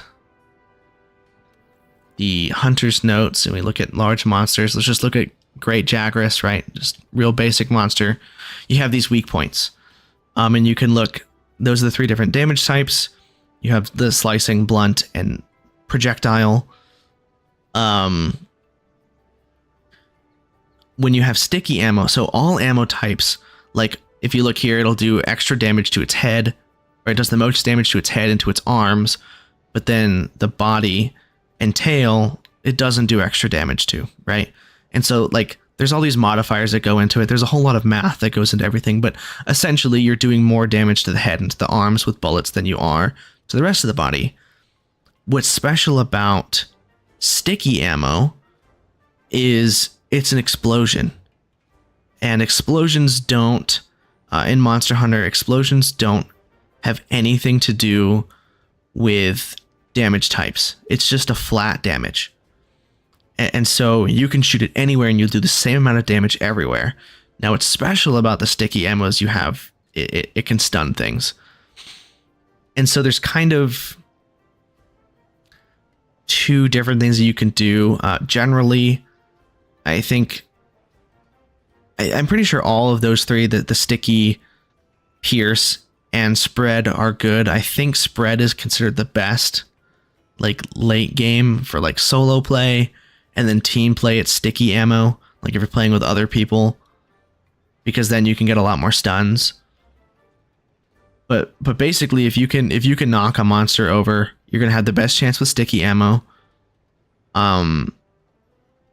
It depends on your play style. Like if you just don't enjoy using the sticky ammo, like don't force yourself down that path. Everything can stun, I'm pretty sure. Plus, if you use the light bowgun's little what is it called? What's the special called? The little landmine things. I think that does stun damage as well. But also there's the big there's being able to do the wall bang. If you've done the clutch claw quest, it'll teach you how to wall bang monsters, and that's a free knockover, so you can do that with anything. And then you can shoot a whole bunch of the slicing ammo at the tail. But that's the kind of basic breakdown. You're reading because, like, if you don't like using a certain ammo type, you have to look at your gun to make sure that it's not, exclusively using an ammo type that you don't like. And then you have a breakdown of like armors and stuff. Again, I'm only in high rank, so I don't know how good looking at my builds are, but let me see if I can find something that's good for guns. Again, I don't have a ton of experience with using those weapons, so I don't know if I'd be able to give you a great build on that kind of stuff.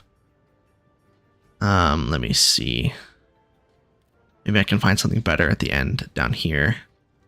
I think attack is pretty good. Generally, as far as I know, across the board, attack is good. Slugger, that increases stun damage. That's probably decent if you're using a sticky ammo build. I think critical eye is always good. That increases your crit chance unless you're using the sticky ammo. I don't think the sticky ammo can crit. I'm not 100% on that. I'd be happy to do some research off stream, and I can kind of try to put something together if that's what you're looking for. But I don't think sticky is affected by crit. I know the other two are. Artillery, that increases. Let's see. Yeah, this increases sticky ammo damage. And there's a couple of different. There's one for each of them. There's one type of skill for each of those three types of ammo. I think there might be one that boosts, special ammo boost. What does that do? The bowgun special ammo. That's probably, if I had to guess, that'd be like your landmines. I'm trying to see. I don't know if any of these low rank stuff will have what I'm looking for, so I don't know if I can show it to you. Heavy artillery. That's ballista and cannons. I wonder if I could look. Is there like a general skill list that you can look at? I'm not sure. Yeah, I just don't think I have anything unlocked to actually show you the kind of stuff that I'm looking at.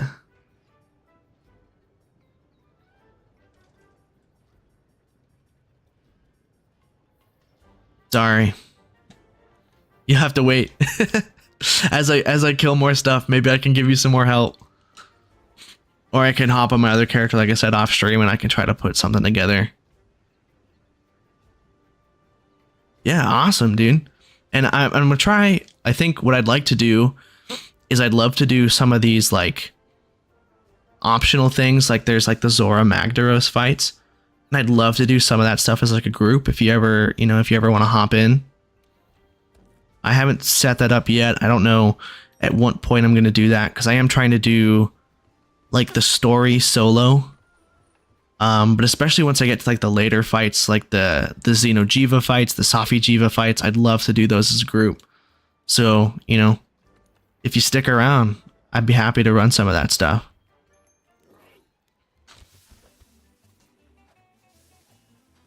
Obviously, it might be a little while. I'm a little far away, but I'm doing my best to push my way through the game. I'm a little faster than I was last time. This is like I said, I haven't finished the first run of the game, but this is only my second run, so it's not perfect, but I've picked up what I could, and You know, I know it gets a little complicated sometimes. Maybe I'm not doing the best for you, Joseph. Maybe I'm scaring you away with all this information. But honestly, the bow guns, in my opinion, are like the hardest ones. Because I feel like there's so much more that goes into it than other weapons. You know, whereas with like longsword, like I'm using right now, you know, you have to worry about skills. And that's kind of all you're looking at. But then when you take light bow guns, you're not only looking at skills, but you're also looking at ammo types. Which are like completely different play styles. So instead of having like, I guess some weapons have a couple of play styles. Like longsword has kind of two. You can have like a sheathing play style, and then you can have the more of what I do. I don't really like the sheathing stuff. I'm not very good at it. But you can get quick sheath, and then you can do stuff. So like there's that, which you'll almost never see me use. Oh, come on. And then there's that one, and that one, that dash behind. I don't remember what these moves are called. It's like an iframe, and you can dodge stuff with it, but I prefer to just do that one. That's also an iframe as you're moving backwards. It's a lot easier for me to land. But that's why I really like longsword, is I like having the iframes. And I like charge blade because you can block stuff. And that's what scared me away from switch axe and Patron, is like, you're so slow. I don't think can you block with switch axe? Maybe you can. But I think it's like greatsword blocking, where it's like not very good. But I'm not 100% sure. You're saying I'm ranting? Hey, it's an explanation.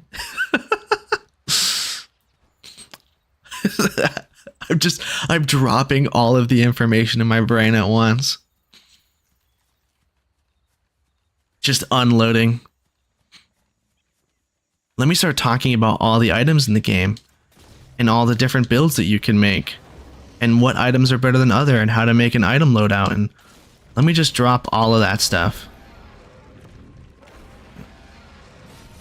No, I'm gonna take it. I'd rather take it a little bit slower.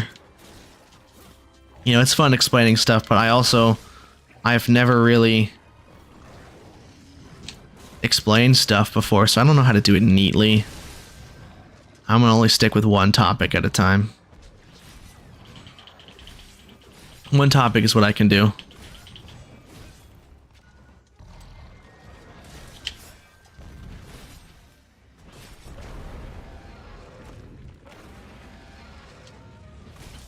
Man, I'm happy that I can help with the bowgun. I literally was just looking up stuff the other day.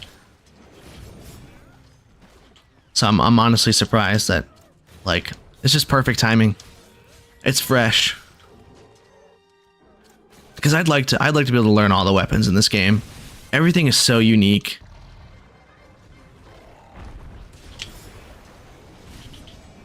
Oh, I missed him.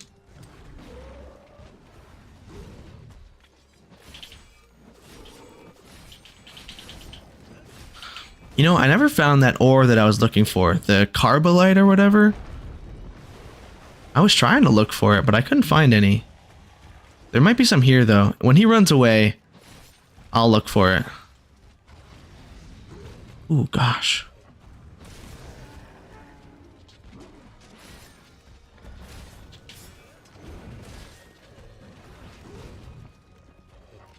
Yeah, let me try to do the sheathing thing that I was talking about. Let's see if I can pull it off.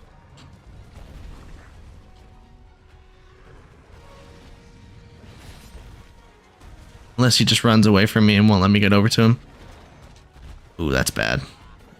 See, it's such a weird timing. Like you have the move that I normally use. It's called Foresight Slash. You'll see me use it in a second here, probably. And it's like an instant thing, but this you have to like time. Man, having these bug trappers is so good.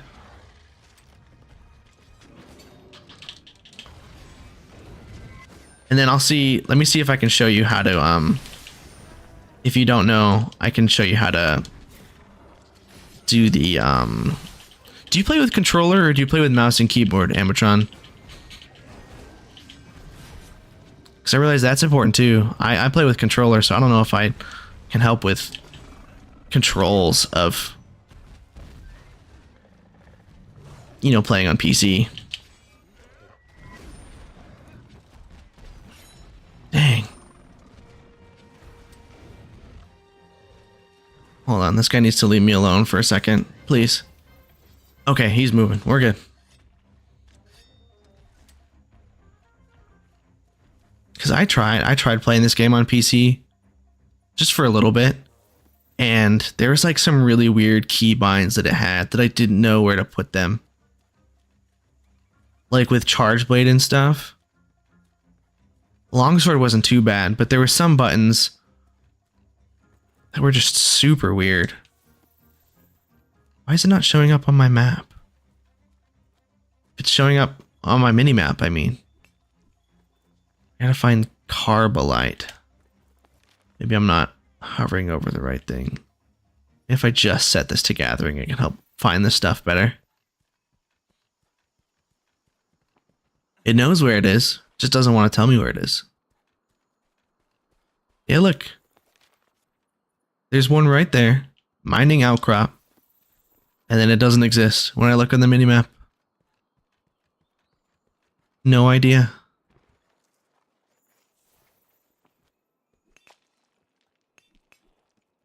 Come on. No. None of this is what I want. Is that all I can get from this stuff? Okay, I'm gonna loop back around and then we'll go fight the Anjanath again. Just gotta try to get some of this stuff. Maybe I'll capture him too. Dude, I didn't learn how to capture monsters until like 60 hours into the game. I like totally forgot that it was even an option. And a lot of fights became a lot easier when you can capture them because you can end it so much faster. You only have to wait till they're limping and then you can just not even finish the fight. Like you might have a whole like 2 minutes left of the fight, or you could just capture them. Just end it. Ooh, Carbolite. Okay. I need one more. And then I can upgrade my weapon. What is that? Is that Diablos? I hate that guy. Diablos is one of my worst fights in this game. I don't know why. I'm so bad at fighting Diablos. I don't know what it is. There's a couple of monsters like that where like I feel like they're not the hardest monsters, but for some reason they just trip me up more than anything else.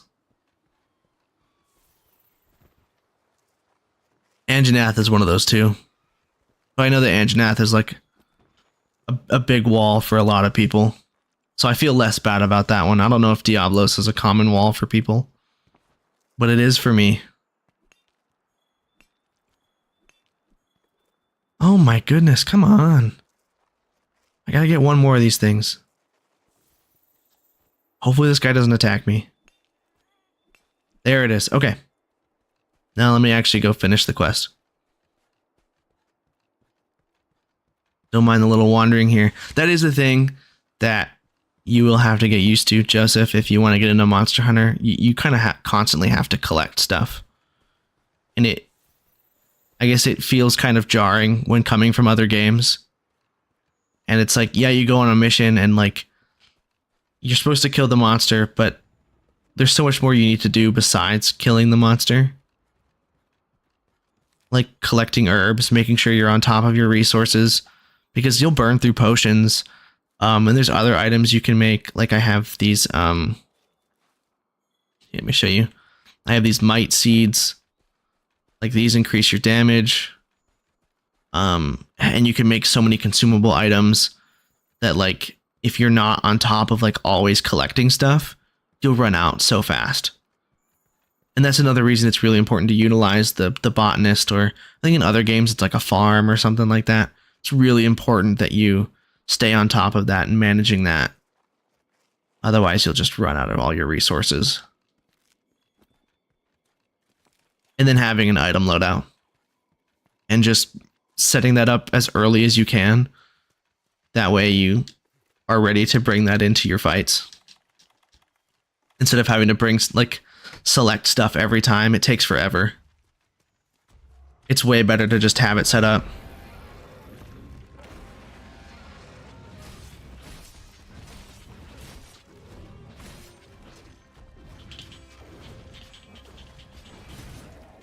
Watch me miss. Ooh, just barely.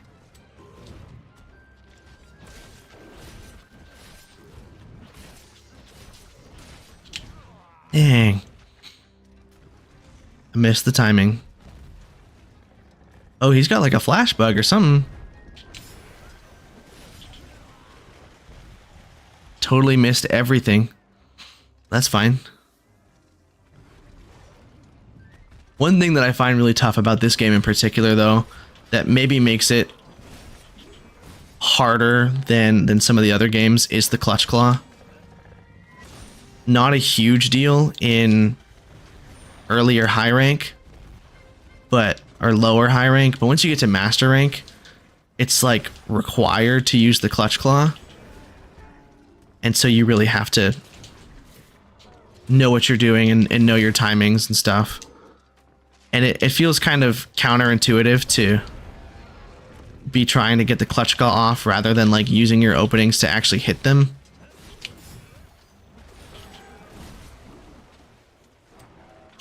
Guess I should go for a tail cut here. Ooh. Yeah, you could just do that with a light bow gun too. I don't know if that would work though. Can you get... Amatron, can you get mounts with the light bow gun? Can you mount? Do you have like a jumping attack?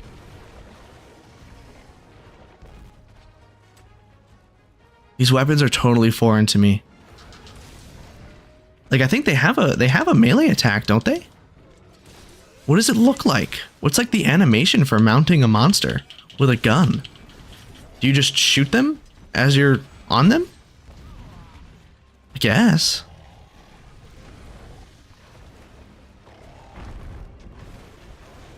Seems kind of silly though. Yeah, let's see if we get this. Stand in it, stand in it. Nice. Okay, well, that can happen too. You just totally miss stuff sometimes.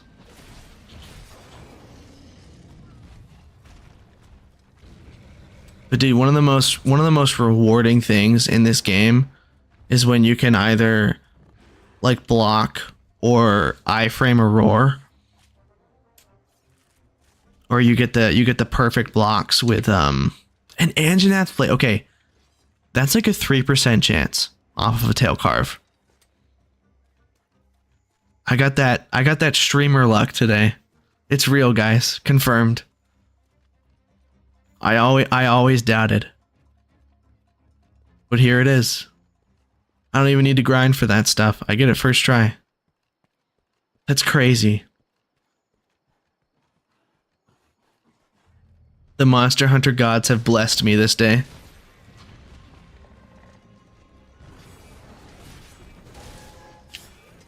Oh my gosh. I mean, I guess it kind of worked out, but I really thought that was going to hit me.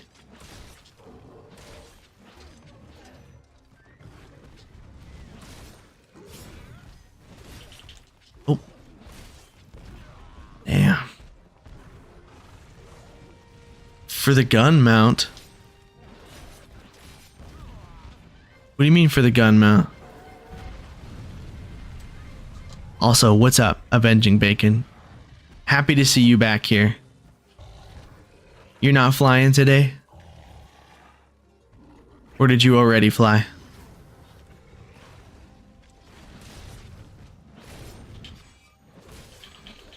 The animation when you mount with a gun. Yeah, I'll have to see it. Maybe I'll try it out. Let's see. I wonder, can we trap him now? Or I should wait for the... I think there's like a skull animation thing. Oh, okay. Like, have you set that up, or do you have to like wait like a certain amount of days or something, or are you just waiting for somebody to like contact you? Are they booked out? Oh my goodness. That's what happens. You get Anjanath played on first try, and then you get hit by every attack. Oh, that's not good. Okay, okay.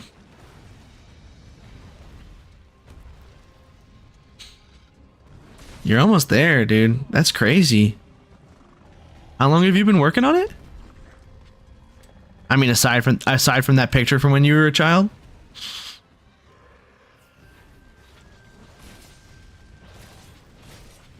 How long have you been legitimately working on it? Oh, I didn't know you could do that. Good night. You never even said hi. You can't just show up and say goodnight as the first time you're in the chat. That's cheating. Dang, 3 years, dude. Good for you. Hi. Okay, now you can say goodnight. Thanks for saying hi, Joe. Yeah. Good night, Joe. I will catch. Hey, come back on Friday, brother. We'll have another gamer stream. Speaking of, I may have to wrap this up soon. I'm gonna do one more hunt after this, but I am getting super tired. I've been staying up way too late the past few nights, so I gotta call it a little early. I'm sorry. Good night, Eric. Have a good one. Peace. Peace and love. Sleep well. Don't let the bed bugs bite.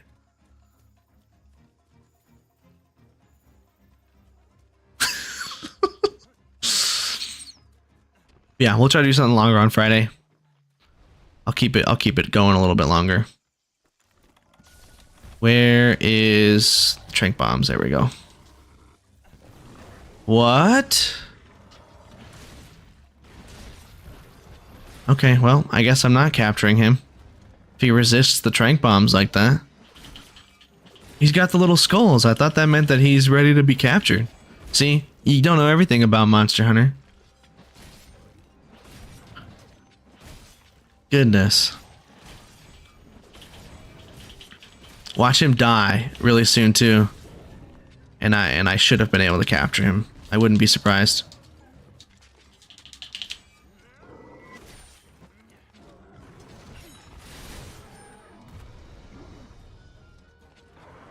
Like, the fact that I'm getting all these knockdowns means I have to be close.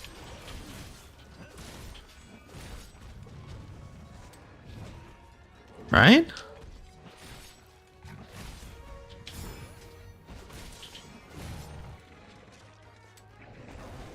Here, I'll wait for him to do whatever he's doing.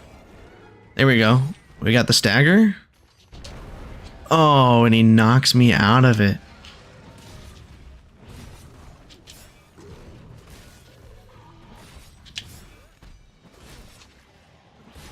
You gotta actually hit me in order for me to get the iframe off.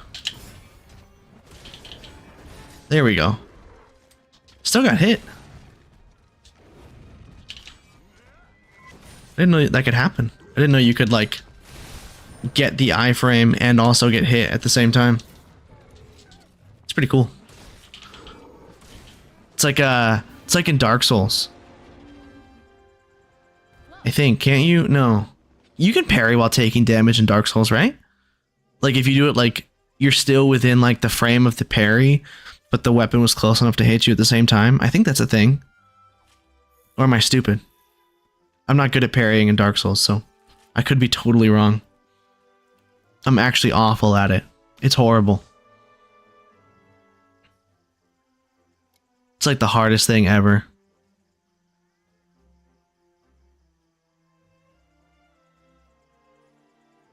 Maybe somebody knows. It's okay. I'm not concerned with parrying. I beat the games without parrying. You don't need that stuff. Just makes the game way easier. It makes you look a lot cooler. Like people fighting the first boss, Udex Gundyr, and they just parry every single attack. I can't do that. I have to roll. Like a plebe. Oh, what'd I get?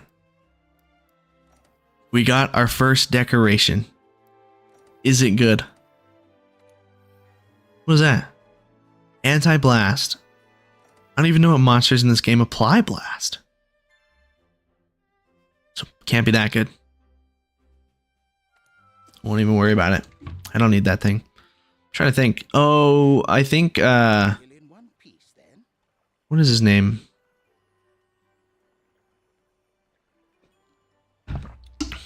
The guy with the fists. The guy that punches you at master rank. With the green slime. He's blast. So another like 60 hours I can fight something with blast. Let's see. Time to be heroes. There we go. The Argosy has returned. The Tail Rider Safari returned. Everything's happening. All good things are converging at the same time. This is excellent. Let's take all this stuff. Tail Rider Safari. Oh, the Master Melder. Or Elder Melder. Elder Melder, my bad. They've got stuff for me. So nice coming back to the base and having all these exclamation marks that I could talk to. Really appeases my OCD brain. Like, oh, I just got a little checklist to do. I gotta go talk to all these people. Anyway, any decorations you're not using? Yeah, the blast one. Can you take it? Will you take it from me? I don't care about any of these. These are just resistance. I don't need resistance. I need damage. Oh, this guy. I gotta talk to this guy. We could do that. Maybe not. There might not be time for one more. I don't want to like feel like the stream. Yeah, the stream's gonna slow down if I start sitting here and falling asleep. We'll talk to all these people and then we'll call it there. But I'll get this out of the way.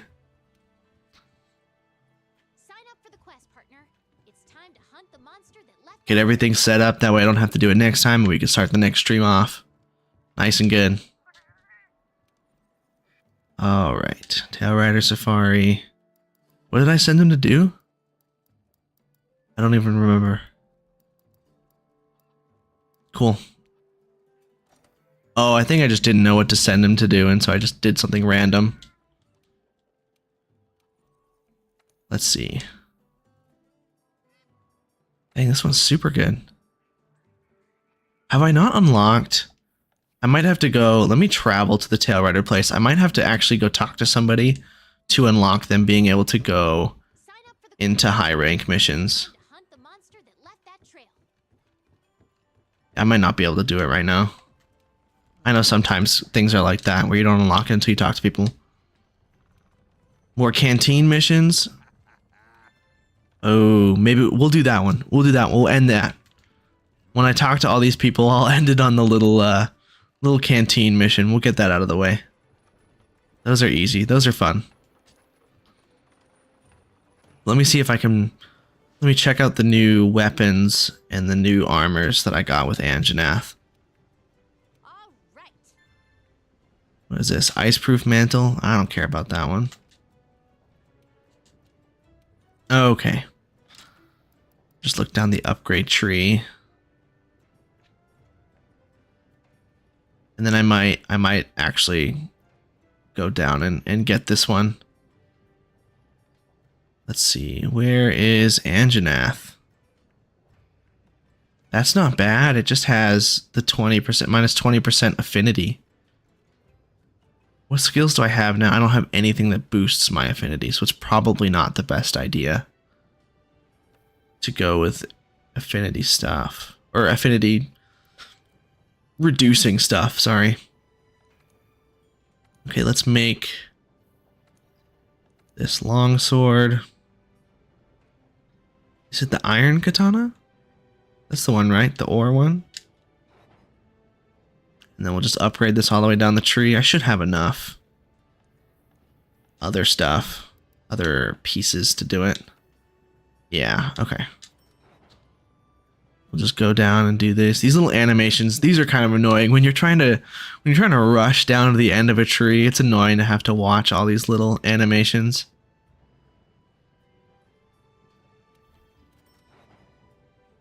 Monster Hunter Rise doesn't do this. You just click it and it's done. It's super nice. I don't have enough money. That's crazy.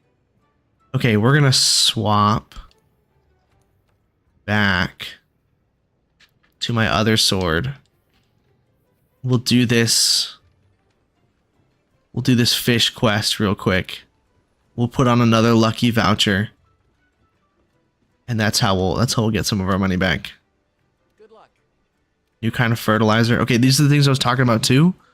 Making sure that you are upgrading the botanist guy so you can get these items. Super important. Oh, he bulked it up. Nice. Now we'll have better access to meals and stuff. Chef quest, a rotten request. What does it want me to do? Okay, that's also not too bad. That's one that we can take care of fairly quickly. But I wonder, was that quest, was it one that I have to go out and take? Let me see. Okay, it's not. So I wonder if there's something that I can do here. Not really.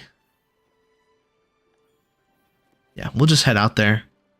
Just on a nice little investigation. Oh, wait, I gotta go. Hold on. Let me check this out real quick. See if there's somebody I need to talk to get the better Tail Rider Safari. No, they don't have it upgraded. Okay, I'll just send them out somewhere. Let me see. We'll take these guys. And then, honestly, let's have them do like a resource route. That'll be really nice. We'll do that, I think. This is a really good resource team, so I'll send them out to do that instead. Play to their strengths instead of forcing them to fight things. And then Bella has something for me. What do you got? Bug trappers, yes.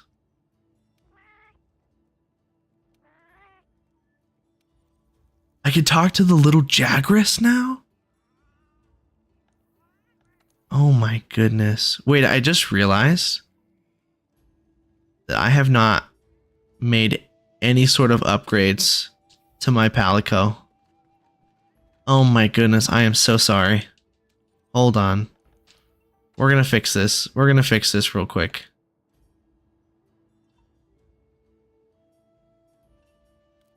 Can I just give him... Can I give him these? Yeah, we're just gonna do this. Look, they're like a little butterfly now. Come on. That's like the cutest thing ever. And then maybe we'll work towards this one. I think it's better paralysis. We'll figure it out. At least they look cool now. Oh, and then we gotta look at the armor before we head out. I didn't get enough of anything. That's crazy. And it looks like it's not good for me at all. Okay. Don't even need to worry about it. It makes it easier. And I was gonna head out to Wildspire Waste, kill the fish, talk to that researcher, turn that in. We'll call it there. It's a good day. Got a lot done today. Got a whole mission done. That Anjanath was ruining me. That was really rough. But now it's like you get past monsters like that, like those certain like wall monsters, I guess. And once you get past those, I mean, it's like easy again. Like other monsters aren't that hard. Rathian compared to Anjanath, Rathian is easy. Rathalos is kind of hard. Rathalos is a little weird. Capture a sushi fish. Oh, that'll be easy. We could do that real quick too. Let me hop up in the thing here. There's some fish, right? What do we got? Fishing rod. It should be around here, I think. I can't see it anymore.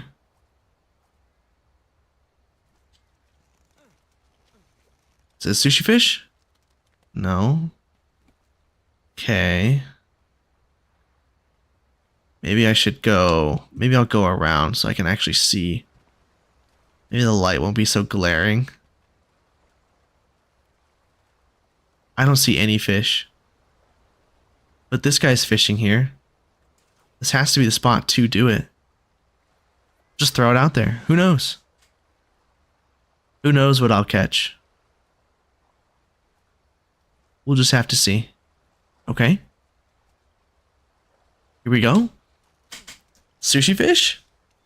That looks like the same thing. Yeah. That's the exact same thing. Maybe there's some up here.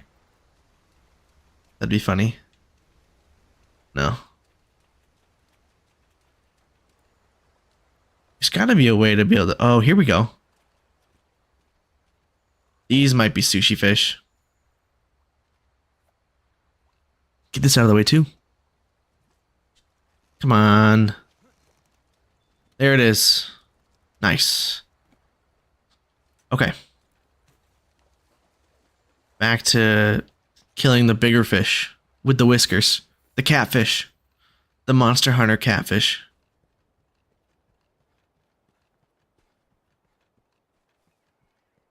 And then I caught all the ants. I did that mission already. We got that one out of the way. Is this somebody? Oh. Yes. I don't have any monsters though. There's no monsters. And I'm not hunting monsters. But you can if you mount a monster over there, they'll like capture them. I think it's like it's just like a net. But it's good. I mean, it stuns them and you can get some good damage off. There we go. Need a whisker, I think is what I'm looking for. It'll tell me. Is that it? No? What did it say that I needed? Where's my quests? Isn't there not available when you're not on a quest? What am I looking for? Resource center. Here we go. What is the one that I'm missing? No, I got it. Okay, it just didn't want to tell me that I got it. Then the other one, do I have to turn it into that guy? Is that what I'm supposed to do? That's probably what I'm supposed to do. Just didn't pop up with an exclamation mark or anything. I didn't have to talk to him. I didn't think I would have to talk to him again. But that's fine. Dude, I've already unlocked so many more things that I had, like... I feel like I've progressed so much further than I have in my first run of the game just by talking to these guys in the ancient forest. Like, I just don't have that in my other run. It's all these areas I didn't explore. That's what I've been talking about. It's just like progressing through games too quickly, trying to focus on playing the end game and not focusing on having fun. Okay, I give it to the resource center. Okay.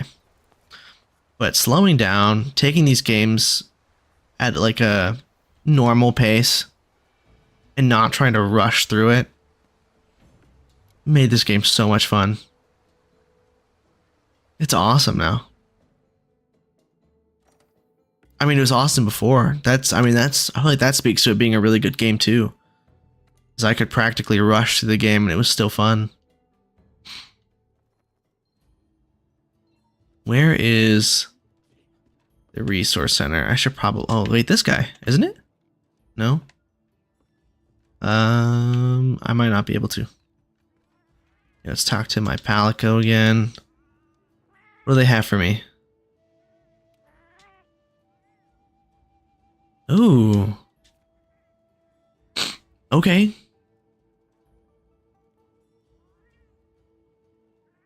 Oh, you summon it over to yourself to ride it? I thought you had to mount it.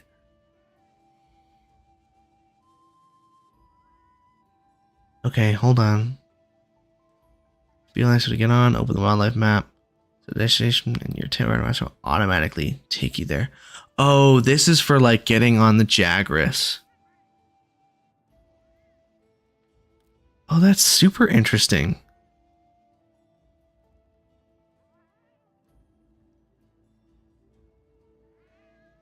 Huh. I've never done this before.